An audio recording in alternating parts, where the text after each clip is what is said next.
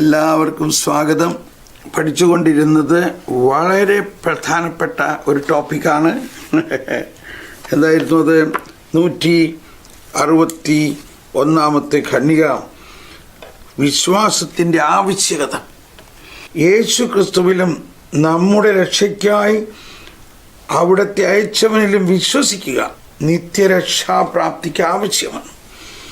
കാരണം ദൈവത്തെ പ്രസാദിപ്പിക്കുന്നതിനും അവിടുത്തെ മക്കളുടെ സംസർഗത്തിലേക്ക് വരുന്നതിനും വിശ്വാസം കൂടാതെ മനുഷ്യർക്ക് സാധ്യമല്ല. വിശ്വാസം കൂടാതെ ആരും നീതീകരണം നേടിയിട്ടില്ല. അവസാനം വരെ വിശ്വാസത്തിൽ ഉറച്ചു നിൽക്കാതെ ആരും നിത്യരക്ഷ പ്രാപിക്കുകയുമില്ല. ഇനി ഇതിൻ്റെ ഭാഗമായിട്ട് നമ്മൾ കേട്ടത് പ്രധാനമായിട്ട് മാമോദീസായെക്കുറിച്ചും സഭയ്ക്ക് പുറമേ രക്ഷയില്ല എന്നതാണ്. ഇത് രണ്ടും എപ്പോഴും വളരെ മനസ്സിലാക്കാൻ ബുദ്ധിമുട്ടുള്ള രണ്ട് കാര്യങ്ങളാണ്. അതിൻ്റെ കാരണം നമ്മളുടെ മനസ്സിൽ മാമോദീസായെക്കുറിച്ചും അതോടൊപ്പം സഭയെക്കുറിച്ചും തെറ്റായ ചില ധാരണകൾ മുൻകൂറായിട്ട് കിടക്കുന്നത് കൊണ്ടാണ്. അപ്പോൾ പ്രധാനമായിട്ട് ഇന്നലെ 1-2 പേര് കുറച്ചുകൂടി വിശദീകരിക്കാൻ ആഗ്രഹിച്ചൊരു കാര്യം ഇതാണ്. അതായത് ഇവിടെ പല പ്രാവശ്യം നമ്മൾ കേട്ട വചനം മർക്കോസ് 16:16 വിശ്വസിച്ച് സ്നാനം സ്വീകരിക്കുന്നവൻ രക്ഷിക്കപ്പെടും, വിശ്വസിക്കാത്തവൻ ശിക്ഷിക്കപ്പെടും. അപ്പോൾ ഇത് കുറച്ചുകൂടി വിശദമാക്കാൻ പറയുന്നതിൻ്റെ കാരണം ഈ ഒരു വചനം ഉദ്ധരിച്ചുകൊണ്ടാണ് ഒരുപാട് പെന്തക്കോസ്ത മതങ്ങൾ നമ്മുടെ വിശ്വാസികളെ പീഡിപ്പിക്കുന്നത്. അഥവാ വിശ്വാസികളെ നമ്മൾ കത്തോലിക്ക സ്നാനം ശരിയല്ല, കാരണം വിശ്വസിച്ച് പ്രായപൂർത്തിയൊക്കെയായി വിശ്വസിച്ച് സ്നാനം സ്വീകരിച്ചാലേ ശരിയാവുള്ളൂ. അപ്പോൾ അത് നമ്മൾ കേൾക്കുമ്പോൾ വളരെ ശരിയാണല്ലോ, ശരിയാണ്, വിശ്വസിച്ച് സ്നാനം സ്വീകരിച്ചാലേ ശരിയാവുള്ളൂ. അപ്പോൾ ഇത് കേൾക്കുമ്പോൾ വിശ്വാസം, യഥാർത്ഥ വിശ്വാസത്തിൽ ഉറയ്ക്കാത്ത, വിശ്വാസത്തിൽ ദുർബലരായ ആളുകൾ പെട്ടെന്ന് അങ്ങോട്ടേക്ക് ഓടിപ്പോവും. അപ്പം ഈ സുവിശേഷ വാക്കുകളുടെ ഉള്ളിൽ അടങ്ങിയിരിക്കുന്ന രഹസ്യങ്ങൾ നമ്മൾ മനസ്സിലാക്കണം. അപ്പോൾ ഒരല്പം അത് വിശദീകരിക്കാൻ പോവുകയാണ്. അപ്പോൾ ഇവിടെ നമ്മൾ മനസ്സിലാക്കി കഴിഞ്ഞു മാമോദീസായുടെ അത്യാവശ്യം എന്താണെന്നുള്ളത്. ഇന്നലെ നമ്മൾ പഠിച്ചു. അത് മുഴുവൻ ഞാനിപ്പോൾ വായിക്കുന്നില്ല. മാമോദീസ അല്ലാതെ ശാശ്വത സൗഭാഗ്യത്തിനുള്ള 1257 പറയുന്നത് ഇന്നലെ നമ്മൾ വായിച്ചതാണ്. അതിനെ തുടർന്ന് അതിന് മുൻപും പിൻപുമുള്ള ചില ഭാഗങ്ങൾ വിശദീകരിക്കുമ്പോൾ നമ്മൾക്ക് കൃത്യമായിട്ടിത് മനസ്സിലാകും. ഇത് മനസ്സിലാകേണ്ടത് അത്യാവശ്യമാണ്.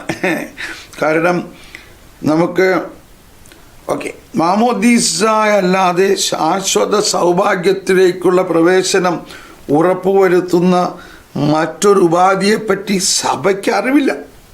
അതാണ് ഈശോ നമുക്ക് നൽകിയതും പഴയ നിയമത്തിൽ വളരെയധികം സൂചനകളുള്ളതും എന്നാൽ കൃത്യമായിട്ട് പഴയ നിയമത്തിൽ എങ്ങും പറയാത്തതുമായ ഒരു കാര്യമാണ് ജ്ഞാനസ്നാനം. എന്നാൽ നമുക്കറിയാം, നോഹയുടെ കാലത്തുണ്ടായ ജലപ്രളയം, ജോർദാൻ നദിയിൽ അല്ലെങ്കിൽ മോശയുടെ കാലത്ത് ചെങ്കടൽ കടന്നതും തുടർന്ന് ജോർദാൻ കടന്നതും എല്ലാം ഈ ജലത്തിലൂടെയുള്ള മാമോദീസായുടെ മുൻ രൂപങ്ങളായിരുന്നു, മുൻ ഛായകളായിരുന്നു.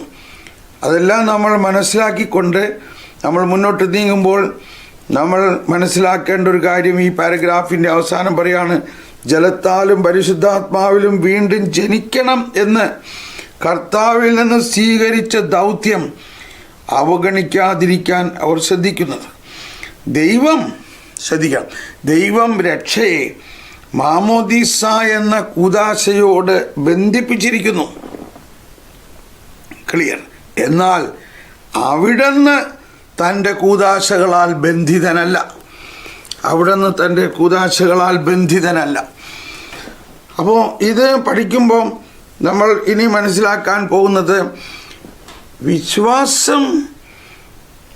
വിശ്വസിച്ച് സ്നാനം സ്വീകരിക്കുന്നവൻ രക്ഷിക്കപ്പെടുന്നു, അല്ലാത്തവൻ ശിക്ഷിക്കപ്പെടുന്നു എന്ന് പറയുമ്പോൾ നമ്മളിങ്ങനെ വിചാരിക്കരുത്, ഒരാൾ എല്ലാം ഈ ഈശോയിലും രക്ഷാകര പദ്ധതിയിലുള്ള എല്ലാ വിശ്വാസവും കിട്ടിയിട്ടാണ് സ്നാനം സ്വീകരിക്കേണ്ടതെന്ന് അങ്ങ് വ്യാഖ്യാനിച്ചു പോകുന്നു.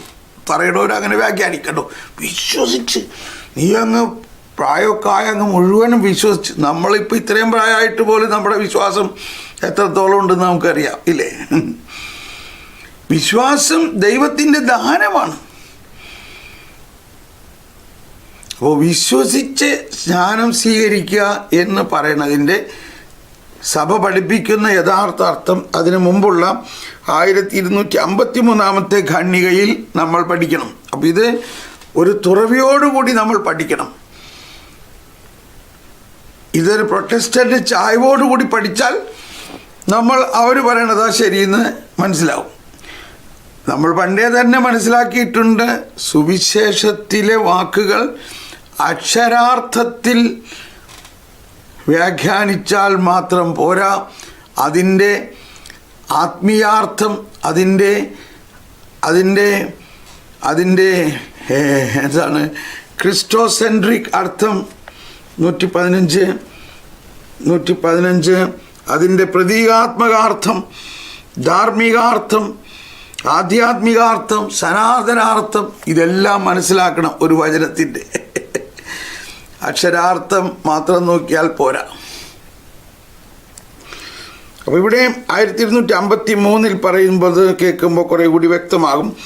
മാമോദീസ വിശ്വാസത്തിൻ്റെ കൂദാശയാണ്, മർക്കോസ് 16:16. എന്നാൽ ശ്രദ്ധിക്കണേ, എന്നാൽ വിശ്വാസത്തിന് വിശ്വസിക്കുന്നവരുടെ സമൂഹം ആവശ്യമാണ്. സഭയുടെ വിശ്വാസത്തിനുള്ളിൽ നിന്നുകൊണ്ട് മാത്രമേ ഓരോ വിശ്വാസിക്കും വിശ്വസിക്കാൻ കഴിയുള്ളൂ. മാമോദീസയ്ക്ക് ആവശ്യമായ വിശ്വാസം, വളരെ ശ്രദ്ധിക്കണം. അപ്പോൾ മാമോദീസയ്ക്ക് ആവശ്യമായ വിശ്വാസം ശ്രദ്ധിക്കണം, പരിപൂർണവും പരിപക്വവുമായ വിശ്വാസമല്ല. അതാണ് മാമോദീസയ്ക്ക് ആവശ്യമായ വിശ്വാസം പരിപൂർണവും പരിപക്വവുമായ വിശ്വാസമല്ല. പിന്നെയോ വളർച്ച ആവശ്യമായിട്ടുള്ള ഒരാരംഭമാണ്.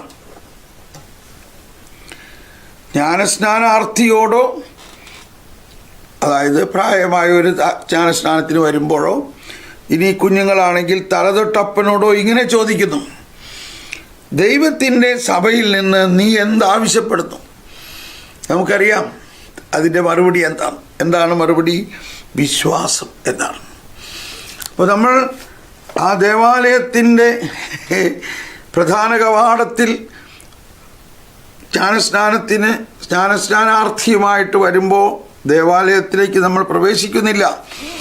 വൈദികൻ സഭയുടെ പേരിൽ അവിടെ വന്ന് നമ്മൾ സ്വീകരിക്കുകയാണ്. ആ സമയത്ത് നമ്മളോട് ചോദിക്കുകയാണ്, ദൈവത്തിൻ്റെ സഭയിൽ നിന്ന് നീ എന്താഗ്രഹിക്കുന്നു, എന്താവശ്യപ്പെടുന്നു? അതിൻ്റെ ഉത്തരം വിശ്വാസം എന്നാണ്. ഇനി 1254 മാമോദീസ സ്വീകരിച്ച എല്ലാവരുടെയും വിശ്വാസം, അവർ ശിശുക്കളായാലും മുതിർന്നവരായാലും മാമോദീസയ്ക്ക് ശേഷം വളരണം. നമ്മളിപ്പോഴും ആ വളർച്ചയുടെ പഠനത്തിലാണ്. ഇപ്പോഴും നമ്മൾ വളർന്നുകൊണ്ടിരിക്കുകയാണ്. ഇപ്പോൾ നമ്മൾ 209 എപ്പിസോഡാണ്. ഒന്നാലോചിച്ച് നോക്കിയേ, 10 മാസം മുമ്പ് നമ്മുടെ വിശ്വാസം എന്തായിരുന്നു? ഈ 10 മാസം നമ്മൾ നിരന്തരമായി ഈ പ്രബോധനത്തിലൂടെ കടന്നു വന്നപ്പോൾ എന്തോ ഒരു വ്യത്യാസമാണ് നമുക്കുണ്ടായിരിക്കുന്നത്. അപ്പോൾ മാമോദീസായ്ക്ക് ശേഷം വളരണം. അതാണ് ഇക്കാരണത്താൽ സഭ, അതുകൊണ്ടാണ് എല്ലാ വർഷവും ഈസ്റ്റർ ജാഗരണ സമയത്ത് മാമോദീസ വാഗ്ദാനങ്ങൾ നവീകരിക്കുന്നു. അപ്പോൾ മാമോദീസ വാഗ്ദാനങ്ങൾ ഈസ്റ്റർ ജാഗരണ സമയത്ത് നവീകരിക്കുമ്പോൾ മനസ്സിലാകണം, 50 ദിവസം അതിനു വേണ്ടി നമ്മൾ തയ്യാറെടുത്തിട്ടാണ്. അതാണ് 50 നോമ്പ്. ഈ 50 ദിവസത്തെ വിചിന്തനങ്ങളും ധ്യാനവും അത് സഭ പഠിപ്പിക്കുന്നത് സഭയുടെ വാർഷിക ധ്യാനമാണ്. 50 ദിവസം ഈ നോയമ്പ് കാലം 50 നോയമ്പ് എന്ന് പറയുന്നത്. അതിനുശേഷം ആ ഈസ്റ്റർ ജാഗരണ സമയത്ത് നമ്മൾ നമ്മുടെ മാമോദീസ നവീകരിക്കുന്നു. മാമോദീസയ്ക്കുള്ള തയ്യാറെടുപ്പ് പുതിയ ജീവൻ്റെ പടിവാതിക്കലേക്ക് നയിക്കുന്നതേ ഉള്ളൂ. മാമോദീസയ്ക്കുള്ള തയ്യാറെടുപ്പ് പുതിയ ജീവൻ്റെ പടിവാതിക്കലേക്ക് നയിക്കുന്നതേ ഉള്ളൂ. മാമോദീസ ക്രിസ്തുവിലുള്ള ആ പുതിയ ജീവിതത്തിൻ്റെ ഉറവിടമാണ്. മാമോദീസയാണ് ഉറവിടം. അതിൽ നിന്ന് ക്രൈസ്തവ ജീവിതം മുഴുവനും നിർഗളിക്കുന്നു. ഇനി 1255 മാമോദീസായുടെ കൃപാവരം സജീവമാകുന്നതിന് മാതാപിതാക്കളുടെ സഹായം സുപ്രധാനമാണ്. അതുപോലെ തന്നെ തലതൊട്ടപ്പൻ്റെയും തലതൊട്ടമ്മയുടെയും ധർമ്മവും. അവർ ഉറച്ച വിശ്വാസികളായിരിക്കണം. മനസ്സിലായോ? അതാണ് പുതുതായി മാമോദീസ സ്വീകരിച്ച വ്യക്തിയെ, ശിശുവായാലും മുതിർന്ന വ്യക്തിയായാലും, ക്രൈസ്തവ ജീവിത സരണിയിൽ സഹായിക്കാൻ കഴിവുള്ളവരും സന്നദ്ധതയുള്ളവരുമായിരിക്കണം അവർ. ഞാൻ ഒരുപാട് പേരുടെ തലതൊട്ടപ്പനാണ്. പ്രത്യേകിച്ച് പുതിയതായ വിശ്വാസത്തിലേക്ക് വന്നിരിക്കുന്ന ഒരുപാട് പേരുടെ തലതൊട്ടപ്പനാണ്. ചിലവർ എന്നെക്കൊണ്ട് തലതൊടിപ്പിക്കാനായിട്ട് ആ ഇടവക പള്ളിയിൽ വന്ന് മാമോദീസ നടത്തി പോകുന്നുണ്ട്. കാരണം എന്തുകൊണ്ടാണ് അവർ വിചാരിക്കുന്നു എൻ്റെ വിശ്വാസം നല്ല ഉറച്ച വിശ്വാസമാണെന്ന്. Praise the Lord. അവരുടെ ധർമ്മം യഥാർത്ഥത്തിൽ സഭാത്മകമായ ഒരു കർത്തവ്യമാണ്. മാമോദീസായിൽ നൽകപ്പെട്ട കൃപാവരം വളർത്താനും സംരക്ഷിക്കാനുമുള്ള ഉത്തരവാദിത്വത്തിൽ സഭാസമൂഹം മുഴുവനും പങ്കുചേരുന്നു. ഇപ്പോൾ ഇവിടെ പെട്ടെന്ന് എൻ്റെ മനസ്സിൽ വരുന്ന ഒരു ചിന്ത ഇതാണ്. ഇപ്പോൾ ആ ആർഗ്യുമെൻ്റ്, അതായത് വിശ്വസിച്ച് നല്ല വിശ്വാസം ഉണ്ടായിക്കഴിഞ്ഞിട്ടേ ജ്ഞാനസ്നാനം സ്വീകരിക്കാവൂ എന്നുള്ള പോയിന്റിന് യാതൊരു കാര്യവുമില്ല. കാരണം പന്തക്കൊസ്താ ദിവസം തന്നെ നോക്കൂ. പന്തക്കൊസ്താ ദിവസം 3000-ഓളം പേര് ജ്ഞാനസ്നാനം സ്വീകരിച്ചു. അവർക്ക് അതിനു മുമ്പ് എന്തെങ്കിലും വലിയ ഫോർമേഷൻ എല്ലാം കൊടുത്തതായിരുന്നോ? അപ്പോൾ അവരുടെ ഫോർമേഷൻ അവരുടെ ആ യേശുക്രിസ്തുവിലൂടെ അല്ലെങ്കിൽ ക്രിസ്തുവിൻ്റെ പ്രബോധനങ്ങളും പഠിക്കേണ്ടത് ആണവർ. അത് ആ ജ്ഞാനസ്നാനം കഴിഞ്ഞിട്ടും പഠിക്കാം. അങ്ങനെയാണ്. അപ്പോൾ പന്തക്കൊസ്താ ദിവസം 3000 പേര് ജ്ഞാനസ്നാനം സ്വീകരിച്ചു. കുട്ടികൾ കുടുംബസമേതമാണ് പല സ്ഥലത്തും ജ്ഞാനസ്നാനം സ്വീകരിക്കപ്പെട്ടത്. അപ്പോൾ അതുകൊണ്ട് തന്നെ അവിടെ കുട്ടികളും ജ്ഞാനസ്നാനം സ്വീകരിച്ചു. ഇപ്പോൾ ഇവിടെ ഇനി പറയുന്നത് മാമോദീസ നൽകാൻ ആർക്കെല്ലാം കഴിയുമെന്നതാണ്. ഇത് വളരെ രസകരമാണ്. മാമോദീസായുടെ സാധാരണ കാർമ്മികൻ മെത്രാനും പുരോഹിതനുമാണ്. ലത്തീൻ സഭയിൽ ഡീക്കനും സാധാരണ കാർമ്മികനാണ്. ശ്രദ്ധിക്കണേ, അത്യാവശ്യ സന്ദർഭത്തിൽ ഏത് വ്യക്തിക്കും മാമോദീസ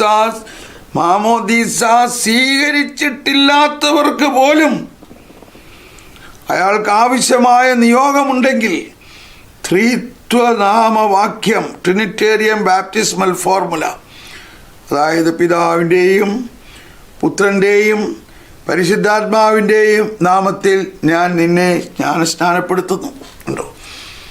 ഈ ത്രിത്വനാമ ഫോർമുല ഉപയോഗിച്ച് മാമോദീസ നൽകാം. അയാൾക്ക് ആവശ്യമായ നിയോഗം. മാമോദീസ സ്വീകരിച്ചിട്ടില്ലാത്തവർക്ക് പോലും മറ്റൊരാളെ മാമോദീസ നൽകാം.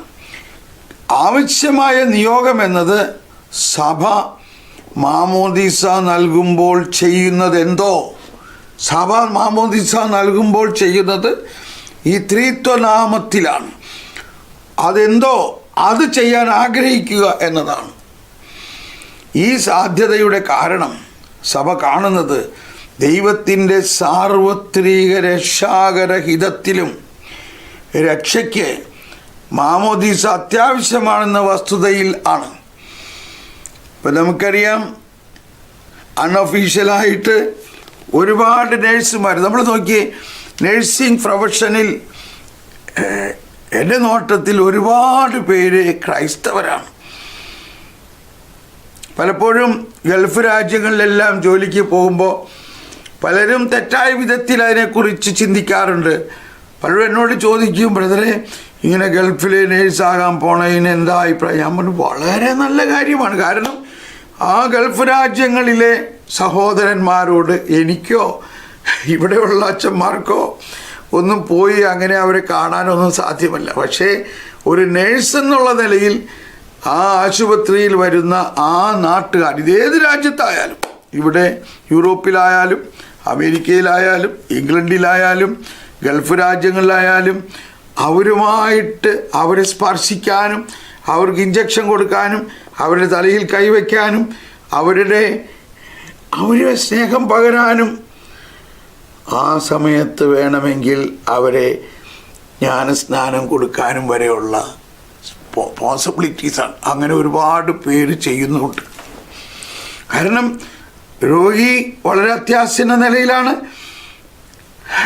ചിലപ്പോൾ ഇന്ന് മരിക്കാനെല്ലാം സാധ്യതയുണ്ട്. ഇപ്പോൾ എന്ത് നോക്കി നിൽക്കാൻ അവിടെ ആ നേഴ്സ് ഈ പറയണ, അപ്പോൾ നമ്മൾ ഉദ്ദേശിക്കുന്ന നേഴ്സ് മാമോദീസയൊക്കെ സ്വീകരിച്ചിട്ടുള്ള നേഴ്സാണ്. അവർ തീർച്ചയായിട്ടും ഇത് ചെയ്യും.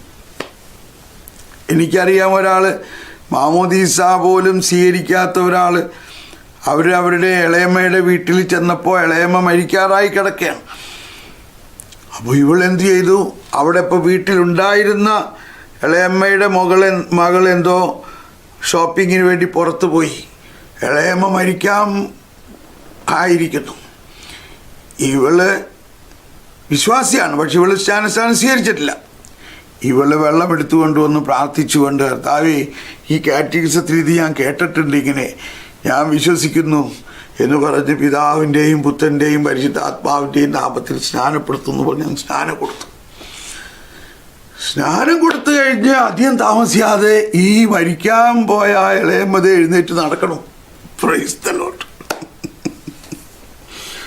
അപ്പം ഇനി ഇവിടെ അടുത്ത് പറയാൻ പോകുന്നത് മാമോദീസ സ്വീകരിക്കാതെ തന്നെ ഇനി വ്യത്യസ്തമായ മാമോദീസകളാണ്.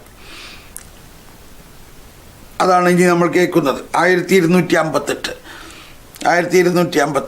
മാമോദീസ സ്വീകരിക്കാതെ തന്നെ വിശ്വാസത്തിന് വേണ്ടി മരിക്കുന്നവർ, ക്രിസ്തുവിന് വേണ്ടിയും ക്രിസ്തുവിനോട് കൂടിയുമുള്ള അവരുടെ മരണം വഴി മാമോദീസ സ്വീകരിക്കുന്നു എന്ന ഉറച്ച അവബോധം സഭയ്ക്ക് എക്കാലത്തും ഉണ്ടായിരുന്നു.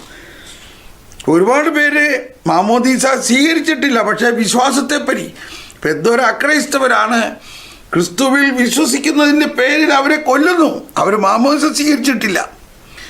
പക്ഷേ ആ അവസ്ഥയിൽ അതിനെ സഭ ഇങ്ങനെ കണക്കാക്കുന്നു. അവരുടെ മരണം വഴി, ക്രിസ്തുവിലുള്ള വിശ്വാസത്തെ പ്രതിയുള്ള മരണം വഴി മാമോദീസ സ്വീകരിക്കുന്നു എന്ന ഉറച്ച അവബോധം സഭയ്ക്ക് എക്കാലത്തും ഉണ്ടായിരുന്നു. രക്തത്താലുള്ള ഈ മാമോദീസ, കണ്ടോ, അതിനെന്താ പറയണേ? രക്തത്താലുള്ള ഈ മാമോദീസ. ഇനി അടുത്ത വാക്ക് ശ്രദ്ധിക്കണേ, ഇതാണ് വളരെ ശ്രദ്ധിക്കേണ്ട ഒരു വാക്ക്. ആഗ്രഹത്താലുള്ള മാമോദീസ. രക്തത്താലുള്ള ഈ മാമോദീസ. അടുത്ത വാക്ക് ആഗ്രഹത്താലുള്ള മാമോദീസ പോലെ കൂദാശ ആയിരിക്കാതെ തന്നെ മാമോദീസായുടെ ഫലങ്ങൾ ഉൽപ്പാദിപ്പിക്കുന്നു.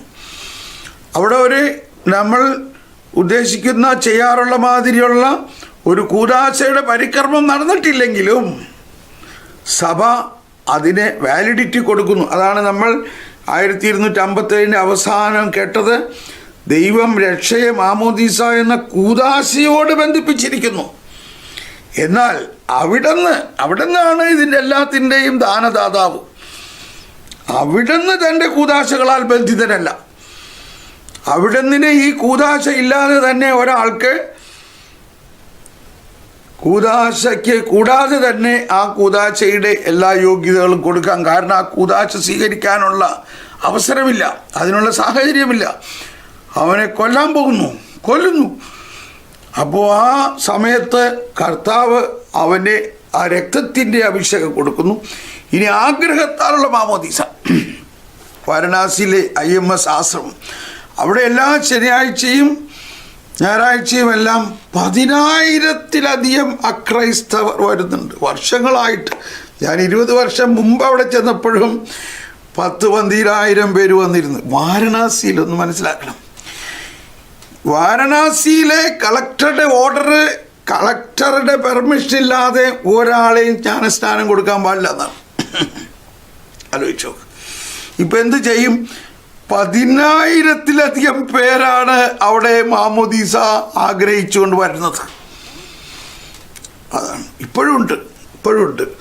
അപ്പോൾ അവരെ ആ സാഹചര്യത്തിൻ്റെയും അവിടുത്തെ ഭരണത്തിൻ്റെയും നിയമത്തിൻ്റെയും കാരണങ്ങളാൽ മാമോദീസ കൊടുക്കാൻ സാധ്യമല്ല.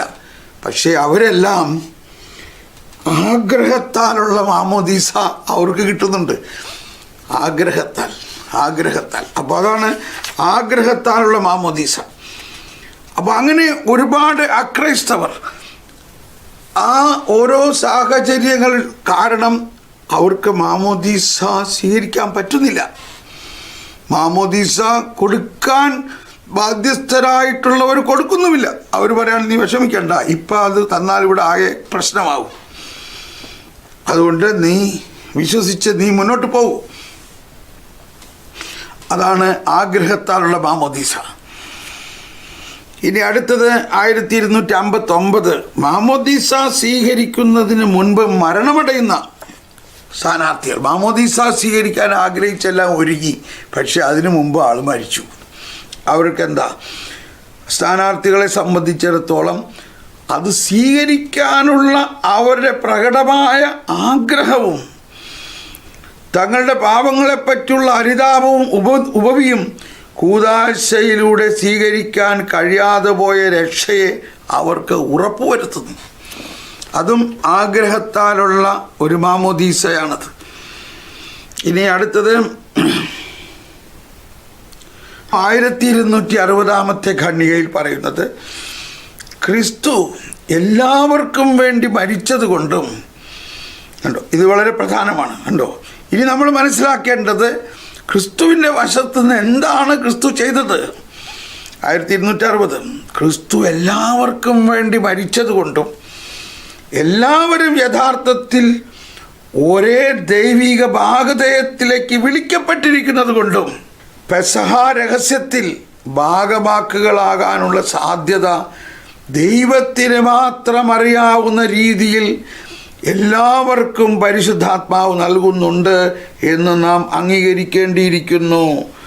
62 സഭയുടെ പ്രബോധനമാണ്. ലൂമൻ ജൻഷ്യം, മറ്റു പല പ്രബോധനങ്ങളും. അപ്പോൾ ഇത് അതിലെഴുതിയിരിക്കാവുന്ന ഒരു കാര്യമാണ്. ഇത് രക്ഷകൻ്റെ മിഷനിൽ പറയുന്ന ഒരു കാര്യമാണ്. ഇത് തന്നെ കോട്ട് ചെയ്തിട്ട് അതാണ് ഈശോ പറഞ്ഞത്, കാറ്റ് അതിനിഷ്ടമുള്ളിടത്ത് വീശുന്നു. അതാണ്, കാറ്റ് അതിനിഷ്ടമുള്ളിടത്ത് വീശുന്നു. അതാണ് ഈശോ പറഞ്ഞത്. അതിൻ്റെ അർത്ഥം വളരെ വലിയ അർത്ഥമാണ്. കാറ്റ് അതിനിഷ്ടമുള്ളിടത്ത് വീശുന്നു. ഒന്നുകൂടി വായിക്കാം. ക്രിസ്തു എല്ലാവർക്കും വേണ്ടി മരിച്ചതുകൊണ്ടും എല്ലാവരും യഥാർത്ഥത്തിൽ ഒരേ ദൈവിക ഭാഗധേയത്തിലേക്ക് വിളിക്കപ്പെട്ടിരിക്കുന്നത് കൊണ്ടും പെസഹ രഹസ്യത്തിൽ ഭാഗവാക്കുകളാകാനുള്ള സാധ്യത ദൈവത്തിന് മാത്രം അറിയാവുന്ന രീതിയിൽ എല്ലാവർക്കും പരിശുദ്ധാത്മാവ് നൽകുന്നുണ്ട്. അതാണ് ഇതിൻ്റെ ഇടയിൽ ദൈവം മുൻകൈയെടുക്കൽ, ദൈവത്തിൻ്റെ മുൻകൈയെടുക്കൽ എന്നുള്ളത് നമ്മളെപ്പോഴും മനസ്സിലാക്കണം എന്ന് നാം അംഗീകരിക്കേണ്ടിയിരിക്കുന്നു. ക്രിസ്തുവിൻ്റെ സുവിശേഷത്തെയും അവിടുത്തെ സഭയെയും പറ്റി അറിയാതിരിക്കുകയും അതേസമയം സത്യം അന്വേഷിക്കുകയും ദൈവഹിതം തൻ്റെ ധാരണയനുസരിച്ച് അനുവർത്തിക്കുകയും ചെയ്യുന്ന ഓരോ മനുഷ്യനും രക്ഷിക്കപ്പെടാൻ സാധ്യതയുണ്ട്. അത്തരം വ്യക്തികൾ മാമോദീസായുടെ അത്യാവശ്യം അറിഞ്ഞിരുന്നെങ്കിൽ മാമോദീസ പ്രകടമായ രീതിയിൽ ആഗ്രഹിക്കുമായിരുന്നു എന്ന് സങ്കല്പിക്കാവുന്നതാണ്.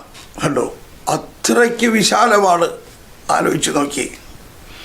ഇനി 1261 മാമോദീസ സ്വീകരിക്കാതെ മരിക്കുന്ന ശിശുക്കളെ സംബന്ധിച്ചിടത്തോളം അവർക്ക് വേണ്ടിയുള്ള മൃതസംസ്കാര കർമ്മത്തിൽ ചെയ്യുന്നത് പോലെ അവരെ ദൈവത്തിൻ്റെ കാരുണ്യത്തിന് സമർപ്പിക്കാനേ സഭയ്ക്ക് കഴിയുള്ളൂ. യഥാർത്ഥത്തിൽ എല്ലാ മനുഷ്യരും രക്ഷിക്കപ്പെടണമെന്ന് ആഗ്രഹിക്കുന്ന ദൈവത്തിൻ്റെ മഹാകാരുണ്യം ശിശുക്കൾ എൻ്റെ അടുക്കൽ വരട്ടെ, അവരെ തടയരുത് എന്ന് പറയാൻ യേശുവിനെ പ്രേരിപ്പിച്ച അവിടുത്തെ ശിശുവാത്സല്യവും മാമോദീസ കൂടാതെ മരിക്കുന്ന ശിശുക്കൾക്ക് രക്ഷയുടെ ഒരു മാർഗമുണ്ടെന്ന് പ്രതീക്ഷിക്കാൻ നമ്മെ അനുവദിക്കുന്നു. വിശുദ്ധ മാമോദീസായുടെ ദാനത്തിലൂടെ ക്രിസ്തുവിലേക്ക് വരുന്നതിൽ നിന്നും കൊച്ചുകുട്ടികളെ തടയരുതെന്ന് സഭയുടെ ആഹ്വാനം വളരെയേറെ അടിയന്തര സ്വഭാവമുള്ളതാണ്. അതാണ്. ഇനി ഇത്രയും മതിയാകുമായിരിക്കും.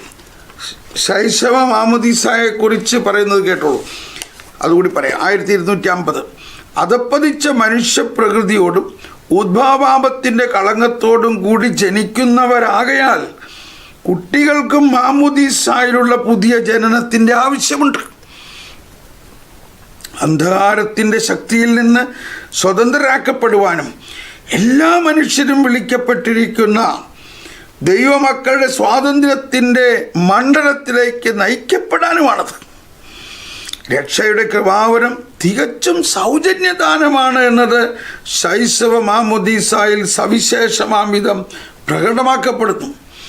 ഒരു ശിശു ജനിച്ചു കഴിഞ്ഞ ഉടനെ തന്നെ അതിന് മാമോദീസ നൽകാതിരുന്നാൽ ദൈവത്തിൻ്റെ ശിശുവായി തീരാനുള്ള അമൂല്യമായ കൃപാവരത്തെ സഭയും മാതാപിതാക്കളും അതിനെ നിഷേധിക്കുകയായിരിക്കും ചെയ്യുന്നത്. തങ്ങളെ ദൈവമേൽപ്പിച്ച ജീവൻ്റെ പരിപോഷകരെന്ന നിലയിലുള്ള തങ്ങളുടെ ധർമ്മത്തിന് ചേർന്നതാണ് ഈ ആചാരമെന്ന് ക്രൈസ്തവ മാതാപിതാക്കൾ അംഗീകരിക്കുന്നു. ശൈശവ മാമോദീസ എന്ന പതിവ് സഭയുടെ അതിപുരാതനമായ ഒരു പാരമ്പര്യമാണ്. 2-ാം നൂറ്റാണ്ട് മുതൽ ഈ പതിവിനെപ്പറ്റി സുദൃഢമായ സാക്ഷ്യം ലഭിച്ചിട്ടുണ്ട്. അപ്പസ്തോലന്മാർ പ്രസംഗിച്ച കാലത്തും കുടുംബങ്ങൾ മുഴുവനും മാമോദീസ സ്വീകരിച്ചിരുന്നപ്പോൾ ശിശുക്കളും മാമോദീസ സ്വീകരിച്ചിരുന്നു എന്നത് തികച്ചും സാധ്യതയുള്ള സംഗതിയാണ്. അത് അപ്പസ്തോല പ്രവർത്തനം 16:15, 16:33, 18:8 രേഖപ്പെടുത്തിയിട്ടുള്ളതാണ്. ഇനി അടുത്ത് നമ്മൾ അല്പം ആഴമായി പഠിക്കാൻ പോകുന്നത് മറ്റൊരു വലിയ സബ്ജക്റ്റാണ്, സഭയ്ക്ക് പുറമേ രക്ഷയില്ല. അപ്പോൾ ഇവിടെയും എന്താണ് സഭ എന്ന അറിവാണ് ഇതിൻ്റെ പ്രധാന പ്രശ്നം. നമ്മുടെ മനസ്സിൽ സഭ എന്ന് പറഞ്ഞാൽ എന്താ? സഭയ്ക്ക് പുറമേ രക്ഷയില്ല എന്ന് പറയുന്ന അതിൻ്റെ യഥാർത്ഥ അർത്ഥം നമ്മൾ മനസ്സിലാക്കേണ്ടിയിരിക്കുന്നു. അതിൽ ഇന്നലെ പഠിച്ചത് കൂടാതെ നമ്മൾ ഇപ്പോൾ 834-ാമത്തെ ഖണ്ഡിക, ഇതിൽ 834-ാമത്തെ ഖണ്ഡിക എടുക്കാം, അല്ലെങ്കിൽ അതിനു മുമ്പ് 836 എടുക്കാം. ആരാണ് ഈ സഭയിൽപ്പെട്ടവർ? 836 ആരാണ് കത്തോലിക്ക സഭയിൽപ്പെട്ടവർ? ഇത് കേൾക്കുമ്പോൾ നമ്മൾ ശ്രദ്ധിക്കണം. നമ്മളിത് സഭയുടെ പ്രബോധനമാണെന്ന് ഹൃദയത്തിൽ സ്വീകരിച്ചുകൊണ്ട് ഉൾക്കൊള്ളാനുള്ള സന്നദ്ധയുണ്ടാകണം. ശ്രദ്ധിക്കണം, ദൈവജനത്തിൻ്റെ കാതോലികമായ ഈ ഐക്യത്തിലേക്ക് എല്ലാ മനുഷ്യരും വിളിക്കപ്പെട്ടിരിക്കുന്നു.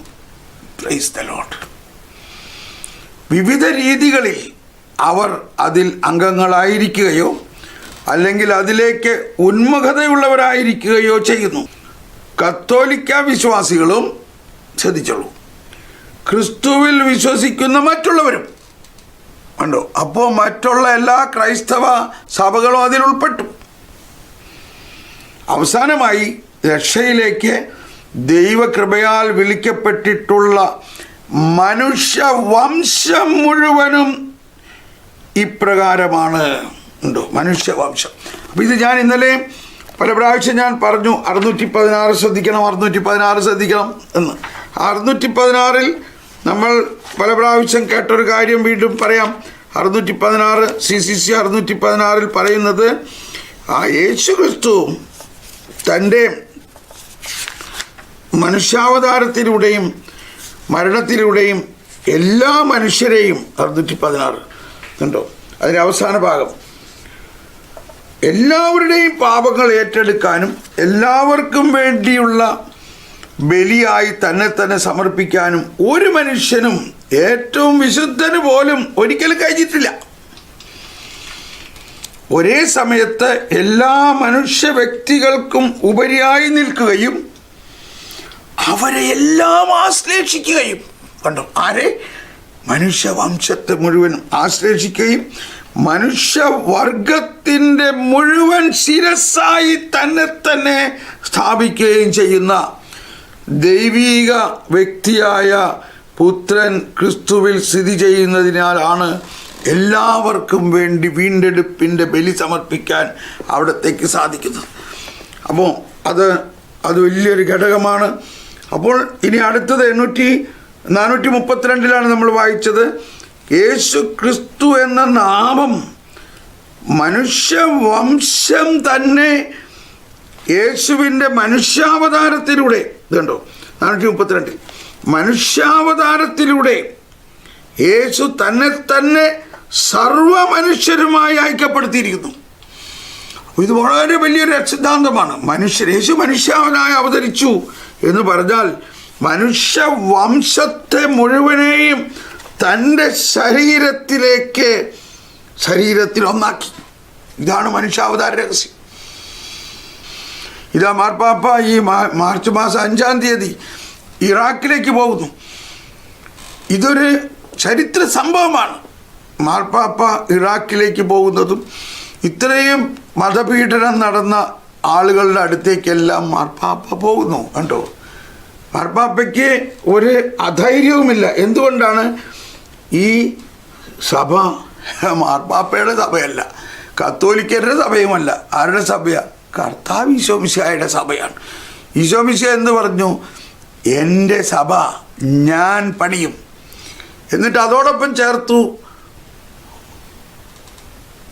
നരക കവാടങ്ങൾ അതിനെതിരെ പ്രബലപ്പെടില്ല.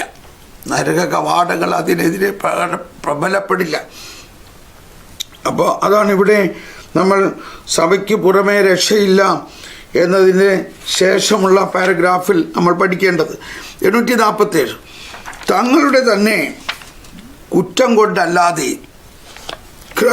ക്രിസ്തുവിനെയോ അവിടുത്തെ സഭയെയോ അറിയാത്തവരെ ഉദ്ദേശിച്ചല്ല ഈ പ്രസ്താവന. സ്വന്തം കുറ്റത്താലല്ലാതെ ക്രിസ്തുവിൻ്റെ സുവിശേഷത്തെയും അവിടുത്തെ സഭയെയും അറിയാതിരിക്കുകയും എന്നാൽ നിർമ്മല ഹൃദയത്തോടെ ദൈവത്തെ അന്വേഷിക്കുകയും മനസ്സാക്ഷിയുടെ സ്വരത്തിലൂടെ പ്രകടമാകുന്ന ദൈവ തിരുമനസ് കൃപാവരത്താൽ പ്രചോദിതരായി നിറവേറ്റാൻ പരിശ്രമിക്കുകയും ചെയ്യുന്നവർക്കും നിത്യരക്ഷ പ്രാപിക്കാൻ കഴിയും. അതും സഭയിലൂടെ തന്നെയാണ്. യേശുക്രിസ്തുവിൻ്റെ ബലിയർപ്പണത്തിലൂടെയാണ്, യേശുക്രിസ്തുവിൻ്റെ രക്ഷാകര എക്കോണമി ഓഫ് സാൽവേഷനിലൂടെയാണ് എല്ലാ മനുഷ്യരും. യോഹന്നാൻ 1:1-2 നമ്മൾ എപ്പോഴും പറയുന്നുണ്ടല്ലോ, ആദിയിൽ വചനമുണ്ടായി, അവൻ സകലതും അവനിലൂടെ സൃഷ്ടിക്കപ്പെട്ടു. അപ്പോൾ എല്ലാ ജാതി മതസ്ഥരും ക്രിസ്തുവിലൂടെയാണ് സൃഷ്ടിക്കപ്പെട്ടിരിക്കുന്നത്. ഇപ്പോൾ നമ്മൾ നോക്കുമ്പോൾ മുസ്ലിം ആയിരിക്കും, സിഖ്, ബുദ്ധിസ്റ്റ്, പഞ്ചാബി, പാഴ്സി ഒക്കെ ആയിരിക്കാം നമ്മുടെ നോട്ടത്തിൽ. കർത്താവ് ഈശോ മിശിഹായാണ് അവരെല്ലാം സൃഷ്ടിച്ചതും അവരിൽ ക്രിസ്തു നിഗൂഢമായിട്ട് അവരിൽ ജീവിക്കുന്നു. അങ്ങനെയാണ് നമ്മളുടെ കൂടെയുള്ള എല്ലാ അക്രൈസ്തവരായിരുന്നവരോട് ചോദിച്ചറിയാം. അവർ ക്രൈസ്തവരായപ്പോൾ അവരെന്താ മനസ്സിലാക്കിയതേടാ, ഇപ്പോഴല്ലേ മനസ്സിലായത് ഞങ്ങൾക്ക് കൂടി വേണ്ടിയാണ് ഈശോ മിശിഹ മരിച്ചതെന്ന്. ഞങ്ങൾ ഇത്രയും നാൾ വിചാരിച്ചിരുന്നത് ഈശോ മിശിഹ ക്രിസ്ത്യാനികളുടെ ദൈവമാണെന്ന്. അതാണ് പ്രൈസ് ദി ലോർഡ്. അപ്പോൾ നമ്മളിവിടെ നിർത്തേണ്ടി വരികയാണ്. ഈ അടുത്ത പാരഗ്രാഫ് 848 കൂടി വായിക്കാം. സ്വന്തം കുറ്റത്താലല്ലാതെ സുവിശേഷം അറിയാതിരിക്കുന്നവരെ ദൈവം തനിക്ക് മാത്രം അറിയാവുന്ന മാർഗത്തിലൂടെ, കേട്ടോ, കാറ്റ് അതിനിഷ്ടമുള്ളിടത്ത് വീശുന്നു, തന്നെ പ്രസാദിപ്പിക്കാൻ അത്യന്താപേക്ഷിതമായ വിശ്വാസത്തിലേക്ക് നയിക്കാൻ പ്രാപ്തനാണ്. എങ്കിലും എല്ലാ മനുഷ്യരോടും സുവിശേഷം പ്രസംഗിക്കാൻ കടമയും പാവനമായ അവകാശവും സഭയ്ക്കുണ്ട്. എൻ്റെ മനസ്സിലിപ്പോൾ വരുന്നത്, പണ്ട് പേപ്പറിലൊക്കെ വന്നൊരു വാർത്തയാണ്. നമുക്കെല്ലാം പ്രായമായവർക്കെല്ലാം അറിയാവുന്ന ഒരാളാണ് RK കരഞ്ചിയ. ഒരു മഞ്ഞപ്പത്രം ബ്ലിറ്റ്സ് എന്ന് പറയുന്ന ഒരു പത്രം നടത്തിയിരുന്നു. ക്രിസ്ത്യാനികളെ ഒരു നിരീശ്വരവാദിയാണെന്ന് പ്രഖ്യാപിക്കുകയും എല്ലാ പത്രത്തിലും ക്രിസ്ത്യാനികളെക്കുറിച്ച് മോശമായിട്ടെല്ലാം എഴുതുകയൊക്കെ ചെയ്തിരുന്ന വളരെ ബുദ്ധിമാനായിട്ടൊരാളാണ്. എന്നാൽ അയാൾ അവസാനം ക്യാൻസറായിട്ട് രോഗിയായി ബോംബെ ആശുപത്രിയിലോ മറ്റേ ആശുപത്രിയിലോ കിടന്ന് മരിക്കാറായി. ഡോക്ടർ പറഞ്ഞു, ഇനി നമുക്കൊന്നും ചെയ്യാനില്ല സാറേ എന്ന് പറഞ്ഞു. അപ്പോൾ അവിടെ അടുത്തുണ്ടായിരുന്ന ഒരു മലയാളി നേഴ്സ്, അവൾ അദ്ദേഹത്തോട് പറഞ്ഞു, സാറേ ഏതായാലും അങ്ങ് മരിക്കാൻ പോവുകയാണ്, ഇനി ഒന്നും ചെയ്യാനില്ല ഈ വൈദ്യശാസ്ത്രത്തിന്. എന്നാൽ ഇപ്പോൾ ഒരു പോംവഴിയുണ്ട്.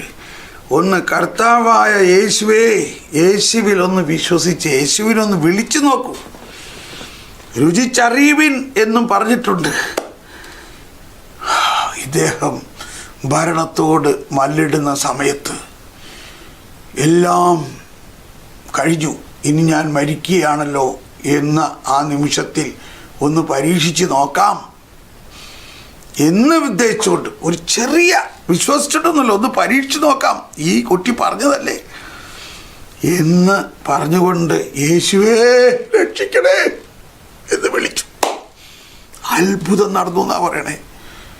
അത്ഭുതകരമായിട്ട് കർത്താവ് അദ്ദേഹത്തെ സ്പർശിച്ചു, അദ്ദേഹത്തെ സൗഖ്യപ്പെടുത്തി. അതിനുശേഷം അദ്ദേഹം ക്രിസ്തുവിനെ സാക്ഷ്യപ്പെടുത്തി ഒരുപാട് കാര്യങ്ങൾ എഴുതിയിട്ടുള്ളതായിട്ട് നമുക്കറിയാം. അപ്പോൾ കർത്താവ് തനിക്ക് കാറ്റതിന് ഇഷ്ടമുള്ളിടത്ത് വീശുന്നു എന്ന് പറയുന്നത് വലിയൊരു കാര്യമാണ്. ഇനി ഇവിടെ ഈ സഭയും അക്രൈസ്തവരും തമ്മിലുള്ള ബന്ധമെല്ലാം നമ്മൾ വായിച്ചാൽ മനസ്സിലാവുന്നതേ ഉള്ളൂ. ഇപ്പോൾ നമ്മൾ ഇതിനു മുമ്പുള്ള ഒരു 10 പാരഗ്രാഫുകൾ നിങ്ങൾ വായിച്ചു. അപ്പോൾ അതിൽ അക്രൈസ്തവ സഭ യഹൂദ സഭയായിട്ടും മുസ്ലിം സഭകളായിട്ടും ഒക്കെ ഉള്ള ബന്ധം നമുക്ക് ഇതിനകത്ത് കൃത്യമായിട്ട് എഴുതിയിട്ടുണ്ട്. Praise the Lord. അപ്പോൾ നമ്മളിപ്പോൾ ഇവിടെ അവസാനിപ്പിക്കുകയാണ്.